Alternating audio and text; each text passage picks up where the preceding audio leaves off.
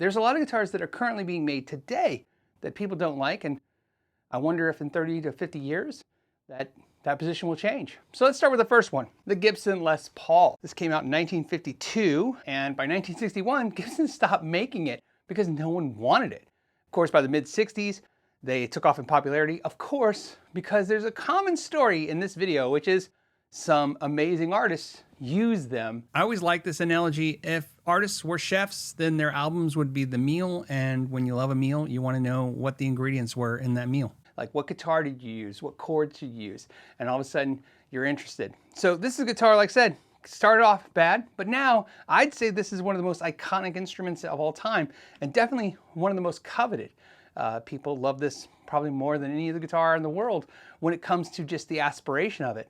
And yet it started out with no one wanted it. Which leads me to the second guitar, which actually is even funnier, because the Gibson Les Paul did so bad, they actually stopped making that one to make this. Now we know this is now the Gibson SG. The Gibson SG started basically as a Gibson Les Paul. It was a rebrand, double cut. It was hated even more. Guitar players didn't love it. And what's funny is it took guitar players a little while again to discover they loved the fact that it's thin, it's light, it sounds huge, and now again, it's another iconic instrument, albeit not the Gibson Les Paul iconic level, but very, very, very cool and very desirable. So again, it's interesting, two guitars in a row, no one liked. Let's jump ahead. Let's go a little bit sideways. Here's the one that really cracks me up. In the 80s, a person named Maestro and Steve Vai both came out with a 7-string guitar. This 7-string guitar, solid body, wasn't entirely new. They'd already been making 7-string hollow body guitars for jazz players, but as a rock genre guitar, a solid body, this was new and unique. It was a flop. The Maestro one, which was made by Fender, never even saw production. And the Steve Vai one, although doing limited production and even being on an iconic album cover, in fact, the album cover, Passion Warfare, was one of the highest selling instrumental albums of all time. The guitar was actually on the front of the cover. It still did not take off. The first time I saw one was Steve Vai, but then the second time was the guitar player from Morbid Angel. It wasn't until Korn and bands later adopted this and found it. Now, funny about this guitar, the 7-string, is that it actually was hated, loved, then hated, then loved. It's got a rebound effect.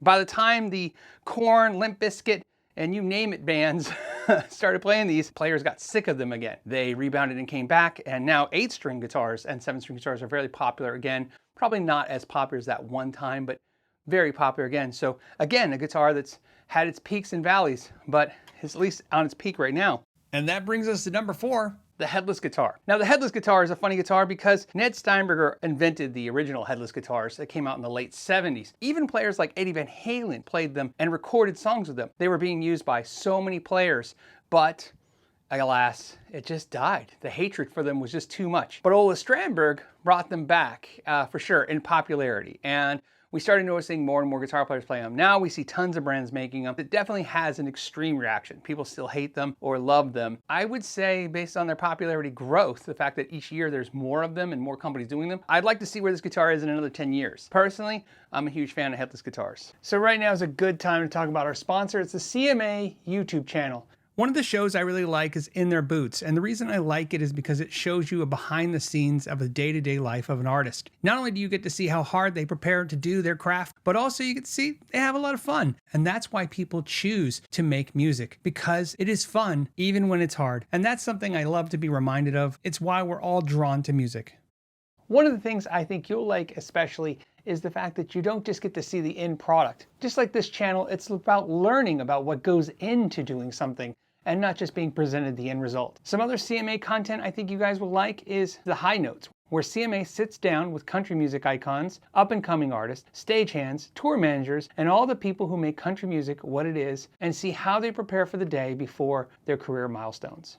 So go to the link in the description down below to check out the In Their Boots playlist and subscribe to the CMA YouTube channel for more behind-the-scenes action in country music. The next guitar isn't necessarily a guitar, it's a thing about a guitar. This particular guitar is 5 pounds.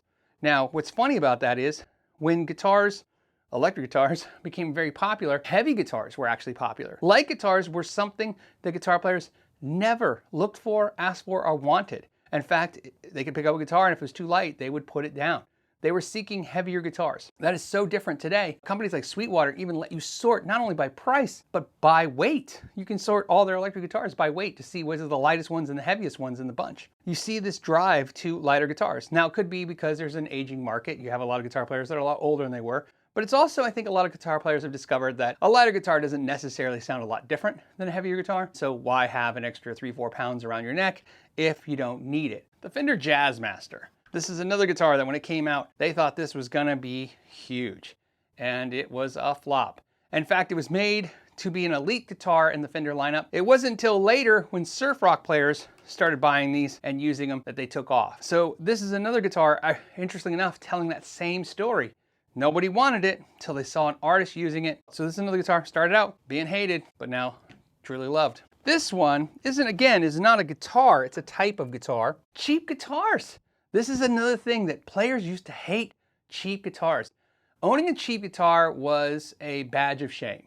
Your mother or father taking you to Sears to buy a cheap guitar, off-brand guitars, cheap, inexpensive guitars like Squiers.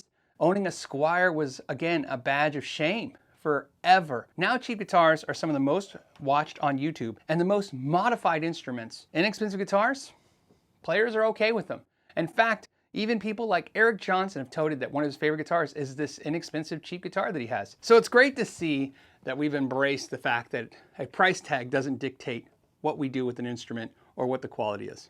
This next one is a travel guitar. What's funny about travel guitars is for a long time, they had a horrible stigma. Sure, you would buy one, take it to the hotel room and play it, but now you see real musicians playing travel guitars on stage. I see it all the time. I think the necessity just forced itself into the opinion. In other words, what I mean by that is the reality now is with the expenses of travel and the expenses of taking equipment, you're seeing more and more travel guitars become popular. I've actually seen artists on large stages playing with a travel guitar in the last year or so. So we're seeing travel guitars literally become a much bigger thing, especially since baggage is becoming such a problematic thing with airlines. I know what you're thinking.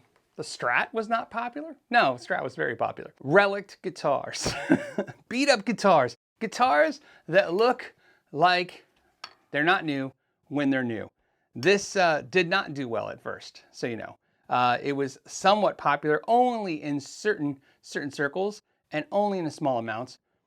Now you see it even in guitars that don't even make sense that they're relic.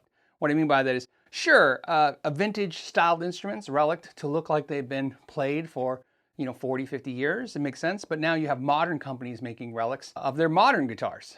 Let's just rust out the equipment and beat them up with keychains. Whether you like it or not, it's popular now. In fact, the most expensive guitar offerings from Gibson, from Fender, from Novo are relic instruments. So it's, again, didn't do well at the beginning, but then it definitely took off. So apparently, even though we didn't like it at first, we like it now. And that leads us to our last guitar, the 80 shred guitar. Now I know this one is going to be controversial because the first thing a lot of you are thinking right now is 80 shred guitars were loved when they came out. Yes, they became huge very quickly, and then they dominated the market, and then like a moment in time, they were just gone. By the 90s, they were sitting in pawn shops and music stores, rotting. Nobody wanted them. 80s guitars were just killed by the grunge movement. Now, why that's interesting is there is a resurgence now, but mostly for a nostalgic purpose.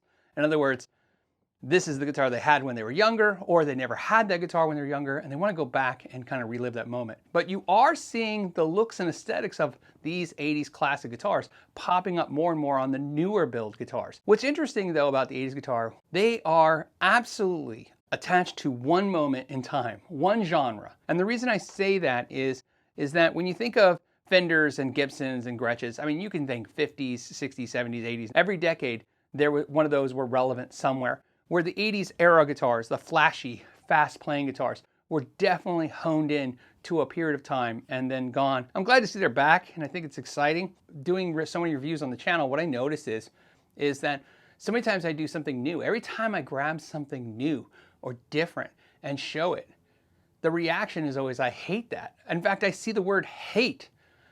I hate that guitar. That guitar is horrible. Where you don't see that about a lot of the other traditional guitars that you see over and over again.